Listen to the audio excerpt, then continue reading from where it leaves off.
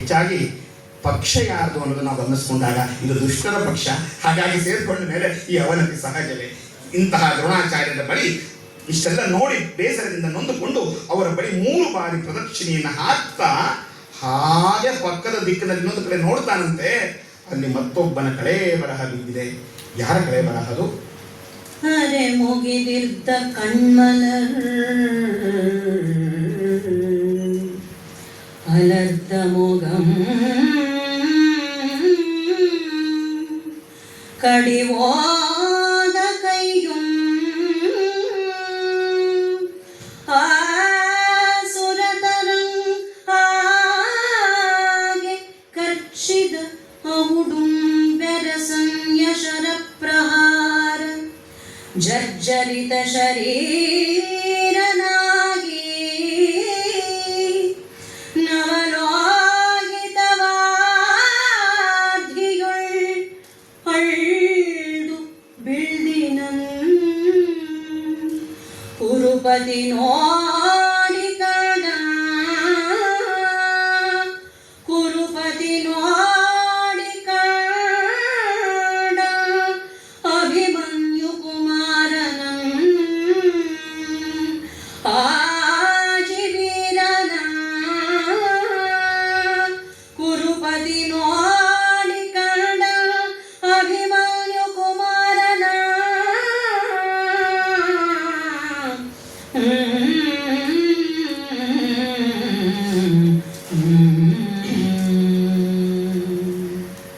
ಬಂಧುಗಳೇ, ಯುದ್ಧದಲ್ಲಿ ಹಿರಿಯರು ವಯಸ್ಸಾದವರು ಸತ್ತರೆ ಒಂದು ಭಾಗ, ಆದರೆ ಇನ್ನು ಬದುಕಿ ಬಾಳಬೇಕಾದಂತಹ ಜೀವಗಳು ಹೊರಟು ಹೋದಾಗ ಅದನ್ನು ನೋಡಬೇಕು ಅಂದರೆ ಎಂಥವ್ರಿಗಾದರೂ ಕೂಡ ಸಹಜವಾಗಿಯೇ ಬಹಳ ನೋವಾಗ್ತದೆ. ಯಾಕೆ ಈ ಭಾಗವನ್ನು ನಾವು ತಗೊಂಡು ಅಂದರೆ ಕಾರಣ ನಿಮಗೆಲ್ಲ ಇವತ್ತಿನ ಸನ್ನಿವೇಶಕ್ಕೆ ಹಿಡಿದ ಕೈಗನ್ನಡಿಯಂತಿದೆ. ಯಾರ್ಯಾರೋ ಸ್ವಾರ್ಥಕ್ಕೆ, ಯಾರ್ಯಾರೋ ಸಾಮ್ರಾಜ್ಯಶಾಹಿ ಧೋರಣೆಗೆ, ಯಾರ್ಯಾರದೋ ಪಟ್ಟಭದ್ರ ಹಿತಾಸಕ್ತಿಗೆ ಅಮಾಯಕ ಮಕ್ಕಳುಗಳು, ಅಮಾಯಕರು ತಮ್ಮ ಜೀವವನ್ನೇ ಕಳ್ಕೊಳ್ತಾ ಇದ್ದಾರೆ. ಅಥವಾ ತಮ್ಮ ಅಂಗಾಂಗಗಳನ್ನು ಅವರು ವ್ಯತ್ಯಾಸ ಮಾಡಿಕೊಂಡು ನ್ಯೂನತೆಗೊಳಪಡಿಸಿಕೊಂಡು ಜೀವನ ಪರ್ಯಂತ ಒದ್ದಾಡಬೇಕಾದ ಪರಿಸ್ಥಿತಿಯನ್ನು ಅನುಭವಿಸ್ತಾ ಇದ್ದಾರೆ. ಇವತ್ತಿಗೂ ಕೂಡ ಹಿರೋಶಿಮಾ ನಾಗಸಾಕಿ ಮೇಲೆ ಹಾಕಿದಂತಹ ಅಣುಬಾಂಬಿನಿಂದ ನಂತರವಾದ ಪರಿಸ್ಥಿತಿಯನ್ನು ನಾವು ನೋಡ್ತಾ ಇದ್ದೇವೆ, ಕಂಡಿದ್ದೇವೆ, ಓದಿದ್ದೇವೆ. ಅಲ್ಲಲ್ಲಿ ನೋಡಿ ಮಾನವನ ಈ ಸ್ಥಿತಿಗೆ ನಾವೇ ಪ್ರಶ್ನಾರ್ಥಕವಾಗಿ ನಿಂತಿದ್ದೇವೆ. ಹೀಗಿರುವಾಗ ತನ್ನ ಶತ್ರು ಪಕ್ಷದ ವೀರ ಅಭಿಮನ್ಯುವನ್ನ, ಎಂಥ ವೀರ ಅಭಿಮನ್ಯುವನು ಸಾಮಾನ್ಯನಲ್ಲ, ಆಜಿವೀರನನ್, ಯುದ್ಧ ಭೂಮಿಯ ವೀರ ಅವನು. ಆಜಿವೀರನ್, ಆಜಿ ಅಂತಂದ್ರೆ ಯುದ್ಧ, ಯುದ್ಧ ಭೂಮಿ. ಆ ಯುದ್ಧ ಭೂಮಿಯ ವೀರನಾದಂತಹ ಅಭಿಮನ್ಯುವನ್ನ ಕಂಡು ಒಂದು ಕ್ಷಣ ದುರ್ಯೋಧನ ಸ್ತಂಭೀಭೂತನಾದಂತೆ. ಮತ್ತೆ ಮತ್ತೆ ನೋಡ್ತಾ ಇದ್ದಾನಂತೆ, ಮತ್ತೆ ನೋಡ್ತಾ ಇದ್ದಾನಂತೆ ಅವನ ಶರೀರವನ್ನ. ಅವನ ಕಣ್ಣುಗಳಲ್ಲಿ ಹೇಗಿದೆ ಅಂತಂದ್ರೆ ಅದಕ್ಕೆ ಕವಿ ಹೇಳ್ತಾನೆ, ಅರೆ ಮುಗಿದಿದ್ದ ಕಣ್ಮಲರ್ ಅಲರ್ಧ ಮೊಗಂ. ಬಹುಶಃ ಈ ಮಾತುಗಳನ್ನು ಹೇಳಬೇಕು ನಾನು ಅನೇಕ ಸಲ ಹೇಳ್ತಿರ್ತೀನಿ. ಕಮಲೆ ಕಮಲೋತ್ಪತ್ತಿ ಅಂತ ಕಾಳಿದಾಸನ ಒಂದು ಸಾಲಿದೆ ನೋಡಿ.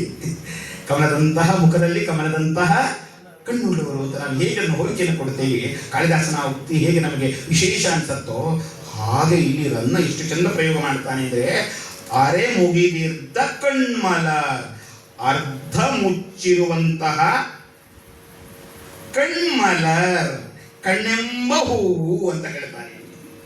ಅಂದ್ರೆ ಮೊಗವೇ ಒಂದು ಹೂವು, ಮೊಗವೇ ಅದರಲ್ಲೂ ಕೂಡ ಒಂದು ಸುಂದರವಾದ ಯುವಕನ ಒಂದು ಮುಖ ಇದು. ಅದು ಎಂತೋರೇನು ವೀರ ಅಭಿಮನ್ಯು. ಅರೆ ಮುಗಿದಿದ್ದ ಅರ್ಧ ಮುಚ್ಚಿರುವ ಕಣ್ಮಲರ್, ಕಣ್ಣೆಂಬ ಹೂವು, ಅಲರ್ಧ ಮೊಗಂ, ಅರಳಿರುವಂತ ಮೊಗದಲ್ಲಿ. ಅಂದ್ರೆ ಅರಳಿರುವ ಮೊಗದಲ್ಲಿ ಅರ್ಧ ಮುಚ್ಚಿರುವ ಕಣ್ಣೆಂಬ ಹೂವಿನಿಂದ ಕಾಂತಿಯುಕ್ತವಾಗಿ, ಆದರೆ ಕಾಂತಿಯನ್ನು ಕುಂದಿಸಿಕೊಂಡವನಾಗಿ ಬಿದ್ದಿದ್ದಾನಂತೆ. ಹೇಗೆ? ಕಡಿಯೋದ ಕೈಯು, ಅವನ ಭುಜಗಳನ್ನು ಕತ್ತರಿಸಿ ತುಂಡು ಮಾಡಲಾಗಿದೆ. ಕಡಿಯೋದ ಕೈಯುಂ ಆಸುರತರಮಾಗೆ ಕಚ್ಚಿದವಳು. ಯಾರೋ ಮತ್ತೆ ಏಡ್ಕೊಟ್ಟಿದ್ದಾರೆ, ಆ ಏಟನ್ನು ತಡಿಲಿಕ್ಕೆ ಸಾಧ್ಯ ಆಗ್ತಾ ಇಲ್ಲ. ತಕ್ಷಣ ಏನ್ ಮಾಡ್ತಾನೆ? ತಡಿಬೇಕು, ತನ್ನ ಅವಳುಗಳನ್ನು ಕಚ್ಚಿದ್ದಾನಂತೆ. ಅವಳು ಅಂದರೆ ದವಡೆ ಅಂತ ಹೇಳಿ ಆ ದವಡೆಗಳನ್ನು ಕಚ್ಕೊಂಡಿದ್ದಾನಂತೆ.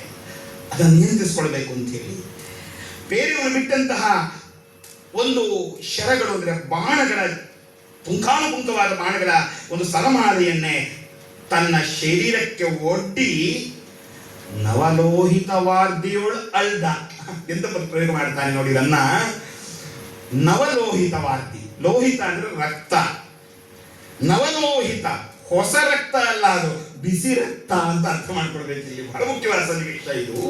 ಅಂದರೆ ವಾರ್ಧಿ ಅಂದರೆ ಸಮುದ್ರ. ಎಂತಹ ಸಮುದ್ರ ಇದು? ರಕ್ತದಿಂದ ಕೂಡಿರುವ ಸಮುದ್ರ, ಬಿಸಿ ರಕ್ತದಿಂದ ಕೂಡಿರುವಂತ ಸಮುದ್ರ. ಯಾಕೆ ಅಂತಂದ್ರೆ ಅದು ಅಲ್ಲಿ ಅಭಿಮನ್ಯುವಿನ ರಕ್ತ ಅಲ್ಲಿ ಬಿದ್ದಿದೆ, ಅದು ಬಿಸಿ ರಕ್ತ, ಅದು ಯುವಕನ ರಕ್ತ ಅದು. ಹಾಗಾಗಿ ಬಿಸಿ ರಕ್ತದಲ್ಲಿ ಮುಳುಗಿ ಹೋಗಿದ್ದಾನಂತೆ, ಮತ್ತೆ ಎದ್ದಿದ್ದಾನೆ, ಮತ್ತೆ ಮುಳುಗಿದ್ದಾನಂತೆ. ಇಂತಹ ಸ್ಥಿತಿಯಲ್ಲಿರುವಂತಹ ಅದ್ವಿತೀಯನಾದಂತಹ ಕಾಂತಿಯನ್ನು ಇಟ್ಟುಕೊಂಡು ಈಗ ಅದನ್ನು ಇಂಗಿಸ್ಕೊಳ್ತಾ ಇರುವಂತಹ ಅಭಿಮನ್ಯುವನ್ನ ಕಂಡು ಈ ರೀತಿಯಾಗಿ ಹೇಳ್ತಾ ಇದ್ದಾನಂತೆ. ಆಹಾ, ಎಂತಹ ಪರಾಕ್ರಮಿ ನೀನು, ಸಾಮಾನ್ಯನೇ ನೀನು. ಗುರುಪಣ್ಣಿದ ಚಕ್ರವ್ಯೂಹ ರಚನೆ, ಗುರುಪಣ್ಣಿದ ಚಕ್ರವ್ಯೂಹ ರಚನೆ, ಪೆರರ್ಗರಿದು ಕುಗಲದಂ ಪೊಕ್ಕು ರಣಾಜಿರದೊಳ್ ಅರಿನೃಪರಂ ಇಕ್ಕಿದ ನರಸುತ ನಿನ್ನೊರೆಗೆ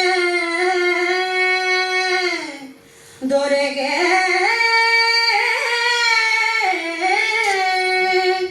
ಗಂಡರು ಮೊಳರೆ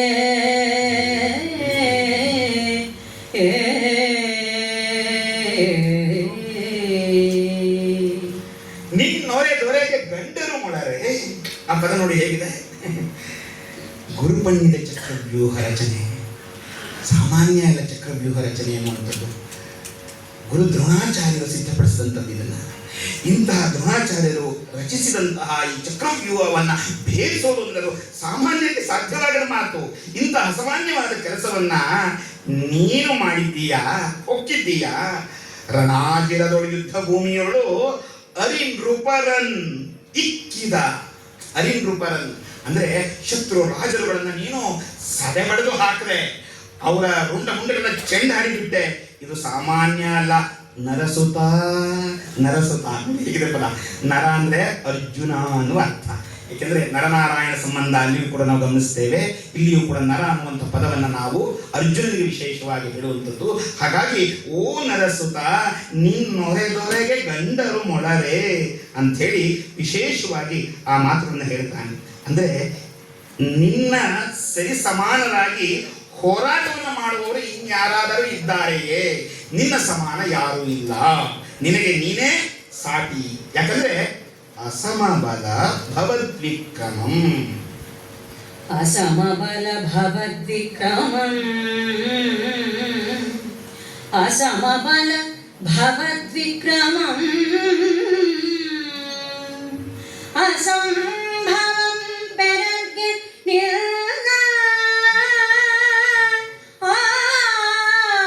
ನಿನಿತಂ ಪ್ರಾರ್ಥಿಸುವೆನ್. ಅಭಿಮನ್ಯು ನಿಜ ಸಾಹಸಕೈ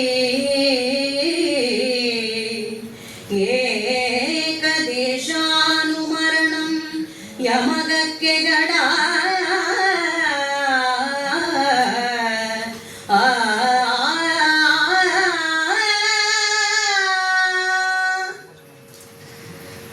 ಸರಿಯಾಗಿ ಗಮನಿಸಿ ನೋಡಿದ್ರೆ ಒಂದರ್ಥದಲ್ಲಿ ಹೊರನೋಟದಲ್ಲಿ ಒಬ್ಬ ಅಭಿಮನ್ಯು ಅನೇಕ ಮಹಾನ್ ಶಕ್ತಿವಂತರು, ಇನ್ನೊಂದು ಕಡೆ ಎರಡು ಭಾಗ ಅಂತ ನೋಡಿದ್ರೆ ಒಬ್ಬನೇ ಒಬ್ಬ ವ್ಯಕ್ತಿ ವೀರ ಅಭಿಮನ್ಯು, ಅದು ಇನ್ನು ಚಿಕ್ಕವನು ಯುವಕ.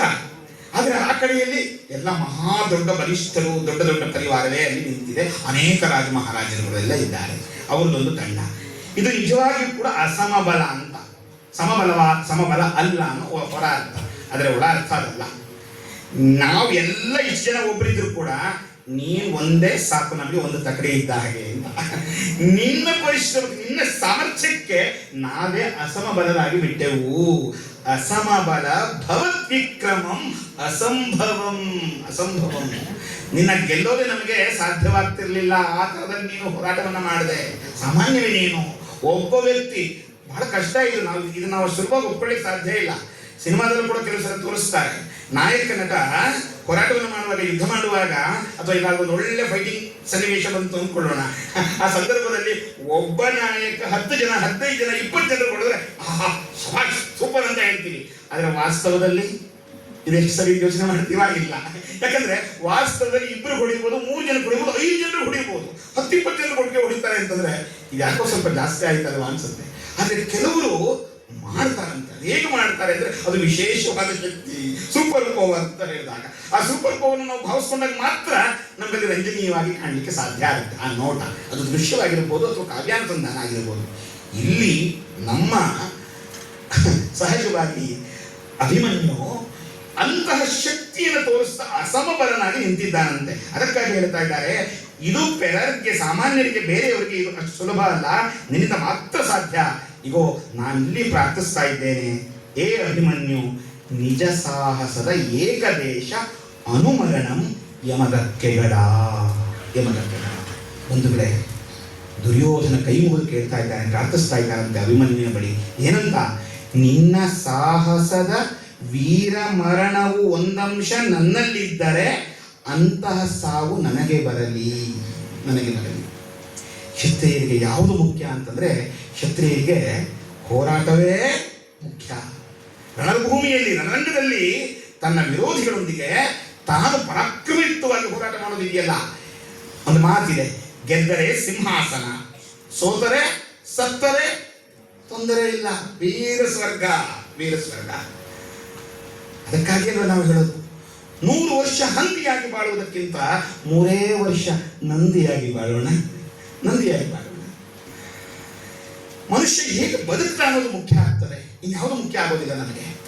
ನಾವೆಷ್ಟೋ ಬಾರಿ ಹೇಗಾದ್ರೂ ಸರಿ ಇರೋದ್ರಲ್ಲಿ ಹೊಂದ್ಕೊಂಡು ಬದುಕ್ಬಿಡ್ತೀವಿ. ಕೆಲವೊಮ್ಮೆ ಹೊಂದಾಣಿಕೆ ಬೇಕು, ಇನ್ನು ಕೆಲವೊಮ್ಮೆ ನಮ್ಮಂತೆ ನಾವಾಗಿಯೇ ಬದುಕೋದಿದೆಯಲ್ಲ, ಅದರಲ್ಲಿ ಆತ್ಮತೃಪ್ತಿ ಇದೆ ಮತ್ತು ವಿಶೇಷತೆ ಇದೆ, ನಮ್ಮತನ ಇದೆ, ಅದರಲ್ಲಿ ನಮ್ಮತನ ಇದೆ. ಹಾಗಾಗಿ ಇಲ್ಲಿ ಅದನ್ನು ಕಾಣಿಸ್ತಾ ಇದ್ದಾನೆ. ವೀರ ಅಭಿಮನ್ಯು ಅಂದ್ರೆ ಅವನಾಗಿ ಅವನಂತೆ ಬದುಕಂತವನು. ಹಾಗಾಗಿ ಅಂತಹ ವೀರತ್ವದ ಬದುಕು ನಿನಗಾಯ್ತಲ್ಲ, ಅಂತಹ ವೀರ ಮರಣವನ್ನು ನೀನು ಅಪ್ಪದೆಯಲ್ಲ, ಅಂತಹ ವೀರತ್ವ ಒಂದು ಅಂಶ ನನ್ನಲ್ಲಿ ಇದ್ದಾರೆ, ಒಂದೇ ಒಂದು ಅಂಶ ಸಾಕು, ನನ್ನಲ್ಲಿ ಇದ್ದರೆ ನನಗೆ ನಿನ್ನಂತಹ ಮರಣವನ್ನು ಕೊಟ್ಟುಬಿಡು, ನನಗೆ ಸಮಾಧಾನ ಆಗ್ತದೆ, ನನಗೆ ಹೋರಾಟದಲ್ಲಿ ನನಗೆ ಅಂತ್ಯ ಆಗಬೇಕು. ಎಂತಹ ಮಾತು ನೋಡಿ. ದುರ್ಯೋಧನ ಈ ಮಾತುಗಳನ್ನು ಹೇಳೋದ್ರ ಮೂಲಕ ಅಭಿಮನ್ಯುವಿನ ಸಾರ್ಥಕವಾದಂಥ ಸಾವನ್ನ, ವೀರ ಸ್ವರ್ಗವನ್ನ ಕೊಂಡಾಡ್ತಾನೆ.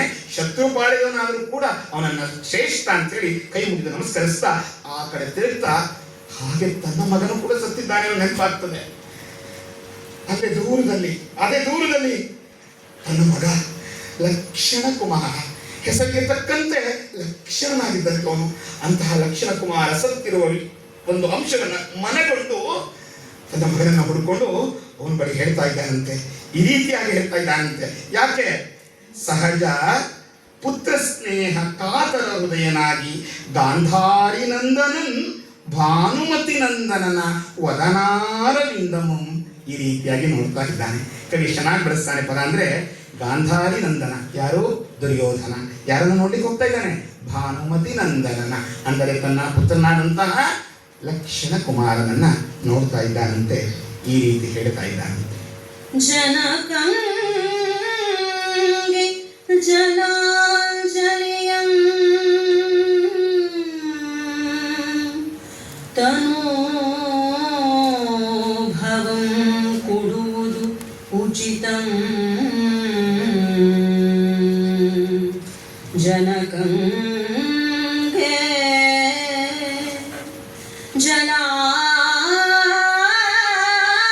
ಜಲಾಂಜಲಿಯಂ ತನೋಭವಂ ಕೊಡುವುದು ಉಚಿತಂ.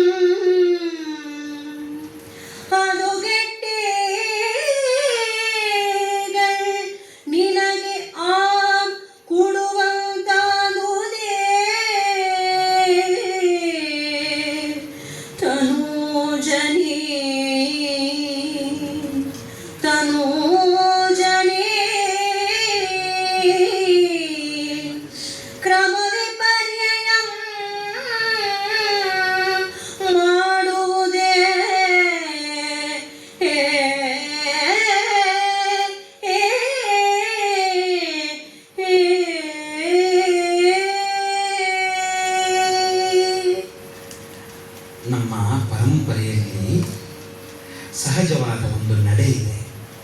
ಅದೇನೆಂದರೆ ಜನಕನಿಗೆ ಜಲಾಂಜಲಿಯನ್ನು ಪುತ್ರನಾದವನು ನೀಡಬೇಕು, ತನ್ಮೂಲಕ ತನ್ನ ಪಿತೃ ಋಣವನ್ನು ತೀರಿಸಬೇಕು ಅನ್ನುವಂಥದ್ದು.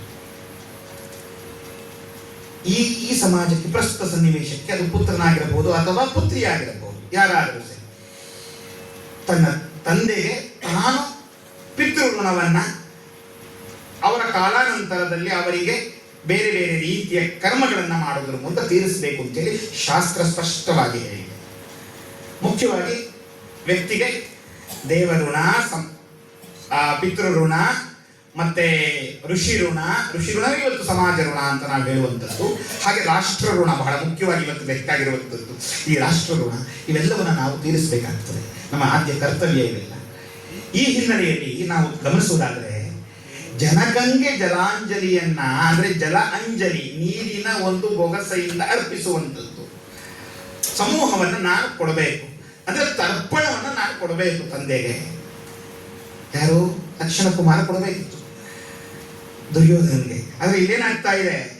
ಕ್ರಮ ವಿಪರ್ಯಯಂ, ಕ್ರಮ ತಪ್ಪುತ್ತಾ ಇದೆ. ಜನಕನಿಗೆ ಜಲಾಂಜಲಿಯನ್ನ ಮಗನಾದವನು ಕೊಡಬೇಕಲ್ವಾ, ಕ್ರಮ ಅಲ್ವಾ ಅದು? ಅದೇ ನಿಜವಾದ ಕ್ರಮ. ಅದು ಗೆಟ್ಟಿಗಳು, ಅದು ವ್ಯತ್ಯಾಸವಾಗಿ ನಿನಗೆ ಆನ್ ಕೊಡುವಂತಾದರೆ ಅಥವಾ ಕೊಡುವಂತಾದರೆ, ನಿನಗೆ ನಾನು ಕೊಡೋ ಸ್ಥಿತಿ ಬಂತಲ್ಲ, ಎಂಥ ಸ್ಥಿತಿ ಇದು ಮಗನೇ. ನಿನಗೋಸ್ಕರವಾಗಿ ನಾನು ಇಷ್ಟೆಲ್ಲ ಮಾಡಿದ್ದಲ್ವಾ, ಈ ಸಾಮ್ರಾಜ್ಯ, ಈ ವೈಭೋಗ ಇವೆಲ್ಲ ಯಾರಿಗೋಸ್ಕರವಾಗಿ ಅಂತ ಅನೇಕ ಬಾರಿ ಪ್ರಶ್ನೆಯನ್ನು ದುರ್ಯೋಧನ ಕೇಳಿಕೊಂಡಿದ್ದಾನೆ. ಮಹಾಭಾರತದಲ್ಲಿ ಬರುತ್ತವೆ ಸನ್ನಿವೇಶಗಳು. ಆದರೆ ಬಂದರೂ ಬಾರದ ಹಾಗೆ ಸನ್ನಿವೇಶವನ್ನ ತಾನೇ ತಹಬಂದಿಗೆ ತಗೊಂಡು ಮುಂದೆ ಹೋಗಿದ್ದಾನೆ. ಕಾರಣ, ನಾನು ಅದನ್ನು ತೋರಿಸ್ಕೊಂಡ್ಬಿಟ್ರೆ, ಹೇಳಿಬಿಟ್ರೆ ನಾನು ಎಲ್ಲರ ಮುಂದೆ ಸೋತಾಗ್ಬಿಡುತ್ತಲ್ಲ ಅಂತ. ಮಹಾನ್ ಛಲವಂತ ಅವನು ದುರ್ಯೋಧನ. ಮನುಷ್ಯನಿಗೆ ಛಲ ಬೇಕು, ಆದರೆ ದುರ್ಯೋಧನಂಗಿರಬಾರದು ಛಲ, ಅದು ಅವನತಿಗೆ ಕಾರಣವಾಗಿರುತ್ತೆ. ಮನುಷ್ಯನಿಗೆ ಛಲ ಬೇಕು, ಮನುಷ್ಯನಿಗೆ ಭಕ್ತಿ ಬೇಕು, ಧರ್ಮ ಬೇಕು, ಎಲ್ಲ ಬೇಕು. ಆದ್ರೆ ಅತಿಯಾಗಿ ಬಿಟ್ರೆ, ಮಿತಿಯನ್ನು ಮೀರಿದ್ರೆ ಅನೇಕ ಸಮಸ್ಯೆಗಳಿಗೆ ಕಾರಣವಾಗ್ತೀವಿ ಅನ್ನೋದಕ್ಕೆ ಬಹಳ ಉತ್ತಮ ಉದಾಹರಣೆ ಇದು. ಇಲ್ಲಿ ಅದನ್ನೇ ಹೇಳ್ತಾ ಇದ್ದಾನೆ, ಅರ್ಥ ಮಾಡ್ಕೊಳ್ಬೇಕು. ನಾನು ಈ ರೀತಿಯಾಗಿ ಕ್ರಮ ವಿಪರ್ಯವನ್ನ ಮಾಡುವ ರೀತಿಗೆ ಒಳಗಾಗಿ ಬಿಟ್ಟೇನಲ್ಲ, ನೀನು ನನಗೆ ತರ್ಪಣವನ್ನು ಕೊಟ್ಟು ನನಗೆ ಮೋಕ್ಷವನ್ನು ಕೊಡಬೇಕಾಗಿತ್ತು. ಇಷ್ಟೆಲ್ಲ ನಾನು ಸಾಮ್ರಾಜ್ಯವನ್ನ, ಐಶ್ವರ್ಯವನ್ನ, ಒಂದು ಸಿದ್ಧಿಯನ್ನು ಎಲ್ಲ ಮಾಡಿಕೊಂಡ್ರು ಕೂಡ, ನಾನು ವೈಭೋಗವನ್ನು ಕೂಡ ನಾನು ಅದನ್ನು ರೂಪಿಸ್ಕೊಂಡ್ರು ಕೂಡ ಎಲ್ಲವೂ ನನಗೆ ಯಾರಿಗೋಸ್ಕರವಾಗಿ ಕೊಡ್ಲಿ, ಎಲ್ಲವೂ ಕೂಡ ನಿರರ್ಥಕವಾಗಿ ಬಿಡ್ತು. ನೀನು ವ್ಯತ್ಯಾಸವನ್ನು ಮಾಡಿಬಿಟ್ಟಿಯಲ್ಲ, ಈ ಕ್ರಮ ವಿಪರ್ಯವು ನಿನಗೆ ಸರಿಯೇ ಅಂತ ಹೇಳಿ ಪ್ರಶ್ನೆಯನ್ನ ಹಾಕ್ತಾನೆ. ಪ್ರಶ್ನೆಯನ್ನೇನೋ ಹಾಕಿದ್ದಾನೆ, ಅದರ ಉತ್ತರ ಬೇಕಲ್ಲ, ಉತ್ತರ ಯಾರು ತಾನೇ ಕೊಡ್ಲಿಕ್ಕೆ ಸಾಧ್ಯ? ಹಾಗೆ ಬಿದ್ದಿದ್ದಾನೆ, ನೋಡ್ತಾ ಇದ್ದಾನೆ, ನಾನು ಮಾಡಿದ್ದೆಲ್ಲ ವ್ಯರ್ಥವಾಗಿ ಹೋಯ್ತಲ್ಲ, ಇನ್ನು ಯಾರಿಗೋಸ್ಕರ ಮಾಡಬೇಕು ಅಂತ ಹೇಳಿ ಮತ್ತಷ್ಟು ದುಃಖಿಸ್ತಾ ಇದ್ದಾನೆ. ಒಂದೇ ಮಾತು ಇಲ್ಲಿ, ಪುತ್ರ ಶೋಕಂ ನಿರಂತರ. ಬಂಧುಗಳೇ, ಅದರಲ್ಲೂ ಕೂಡ ವಯಸ್ಸಿಗೆ ಬಂದ ಮಕ್ಕಳು ಏನಾದರೂ ನಮ್ಮ ಕಣ್ಣು ಮುಂದೆನೇ ಇದ್ದಂಥವ್ರು ಇಲ್ಲವಾಗಿಬಿಟ್ರೆ ಅಂಥ ನೋವನ್ನು ಯಾರಿಗೆ ಗೊತ್ತು, ಅನುಭವಿಸಿದವ್ರಿಗಷ್ಟೇ ಅದರ ನೋವು ಗೊತ್ತಿದೆ. ಅಂಥವ್ರ ನಡುವೆ ನಾವಿದ್ದಾಗ ಅವ್ರನ್ನ ಎಷ್ಟು ಸಾಧ್ಯವಾಗುತ್ತೋ ಅದರಿಂದ ಬೇರೆ ಕಡೆಗೆ ಅವರ ಮನಸ್ಸನ್ನು ನಾವು ಪರಿವರ್ತಿಸಿದ್ರೆ ಸಾಕು. ಅಷ್ಟು ಬಿಟ್ಟರೆ ಮತ್ತೆ ಆ ವಿಚಾರಗಳಿಂದ ಅವರನ್ನ ಘಾಸಿಗೊಳಿಸೋ ಕೆಲಸವನ್ನ ಎದ್ದು ಮಾಡಬಾರದು. ಇಲ್ಲಿ ತನ್ನ ಮಗನನ್ನು ಕಳ್ಕೊಂಡಂತ ದುರ್ಯೋಧನಿಗೆ ಈ ಜಗತ್ತೇ, ಸಮಾಜವೇ, ರಾಜ್ಯವೇ ಯಾವುದು ಬೇಡ ಅನಿಸಿದೆ. ಆದರೂ ಬೇಕಾಗಿ ಇದೆ ಅವನಿಗೆ, ಇದು ದುರಂತ, ಬೇಕಾಗಿ ಇದೆ. ಕೊನೆಗೆ ಹಾಗೆ ಮುಂದೆ ಹೋಗ್ತಾನೆ. ಸಂಜೆಯ ಸಮಾಧಾನಿಸ್ತಾನೆ. ಇರಲಿ, ಆಯ್ತು, ಇಲ್ಲಿ ಹೆಚ್ಚು ಹೊತ್ತು ಇರೋದು ಬೇಡ, ಬನ್ನಿ ಮುಂದೆ ಹೋಗೋಣ ಅಂತ ಹೇಳಿ ಸಂಜಯ್ ಕರ್ಕೊಂಡು ಹೋಗ್ತಾನೆ. ಸಂಜಯ್ ಸಾಮಾನ್ಯದವನಲ್ಲ. ಸಂಜಯನ ಬಗ್ಗೆ ನಾವು ಅನೇಕ ಬಾರಿ ಕೇಳಿದ್ದೇವೆ. ಇಡೀ ಮಹಾಭಾರತವನ್ನ ಬಹಳ ಚೆನ್ನಾಗಿ ಅದನ್ನು ತಿಳಿ ಹೇಳಿದಂಥವನು, ಅವನಿಗೆ ಅದನ್ನು ನಿರೂಪಣೆ ಮಾಡಿದಂಥವನು. ನಮ್ಗೆ ಅಲ್ಲಲ್ಲಿ ಸ್ಪಷ್ಟವಾಗಿ ಉಲ್ಲೇಖವಾಗ್ತದೆ. ಏನಾಯಿತು, ಹೇಗಾಯಿತು, ಎಲ್ಲ ಆಯಿತು ಅಂತ ತಿಳಿಸ್ತಾ ಹೋದವನು. ಎಲ್ಲಕ್ಕಿಂತ ಹೆಚ್ಚಾಗಿ ನಮಗೆ ಆ ದುರ್ಯೋಧನನಿಗೆ ಮತ್ತು ನಾವು ಗಮನಿಸುವಂತ ಧೃತರಾಷ್ಟ್ರನಿಗೆ ತಾನು ಸಾರಥಿಯಾಗಿದ್ದು ಅವರನ್ನು ಸಂಪೂರ್ಣವಾಗಿ ಅವರ ರಕ್ಷಕನಾಗಿ ನಿಂತಂಥವನು ಸಂಜಯ. ಹಾಗಾಗಿ ಸಂಜಯನ ಪಾತ್ರವೂ ಕೂಡ ಇಲ್ಲಿ ವಿಶೇಷವಾದಂಥದ್ದು. ಅಂತಹ ಸಂಜಯ ಸಮಾಧಾನ ಪಡಿಸಿ ಅವನೇನ್ ಮಾಡ್ತಾ ಇದ್ದಾನೆ, ಮುಂದೆ ಕರ್ಕೊಂಡು ಹೋಗ್ತಾ ಇದ್ರೆ ಅಲ್ಲಿ ಪಕ್ಕದ ಮತ್ತೊಂದು ಬದಿಯಲ್ಲಿ ದುರ್ಯೋಧನ ಪ್ರೀತಿಯ ತಮ್ಮ ದುಶ್ಯಾಸನನ ಕಳೆ ಬರಹ ಬಿದ್ದಿದೆ. ಬಂಧುಗಳೇ, ದುಷ್ಟ ಶಾಸನಗಳನ್ನು ಮಾಡಿ ಅವನು ದುಶ್ಶಾಸನನಾದ. ಆದರೆ ಅಣ್ಣನಿಗೆ ಯಾವತ್ತಿಗೂ ಪ್ರಿಯ ತಮ್ಮನೇ ಆದ. ಎಷ್ಟರ ಮಟ್ಟಿಗೆ ಅಣ್ಣನ ನೋಡ್ಕೊಂಡ ಗೊತ್ತಾ? ಆ ಪದ್ಧತಿ ಮೂಲಕವೇ ಗಮನಿಸೋಣ. ನಿನ್ನ ಕೊಂದಂ ಗಡಮೊಳ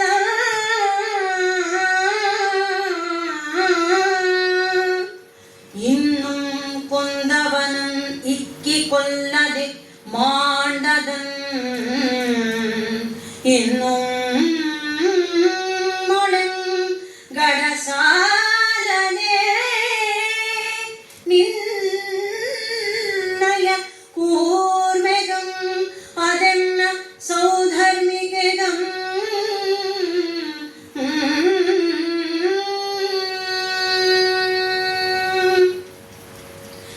ಜನನೀ ಸ್ತನ್ಯಮನ್ ಉಂಡೆಂ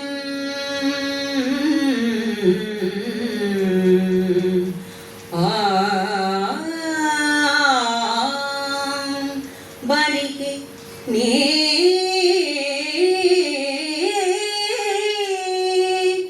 ಸೋಮಾಮೃತಂ ದಿವ್ಯ ಭೋಜನಮಂ ಎಂ ಬಿಂತಿವನ್ ಉಂಡೆನ್ ಆ ಬಳಿಗೆ ನೀ ಬಾಲತ್ವದಿಂದ ಎಲ್ಲಿಯೂ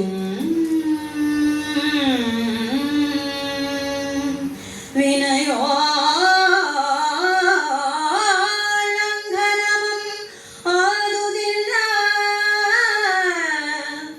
ಮರಣಕ್ಕೆ ಎನ್ನಿಂದೆ ನೀ ಮುಂಚಿದೈ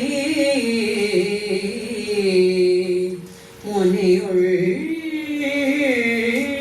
ಸೂಳ್ ತಡಮಾಯ್ತಿದು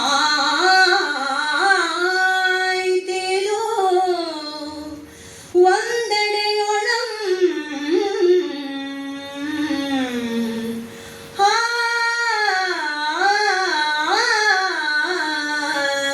ವತ್ಸ ದುಶ್ಯಾಸನ ದುಶ್ಯಾಸನ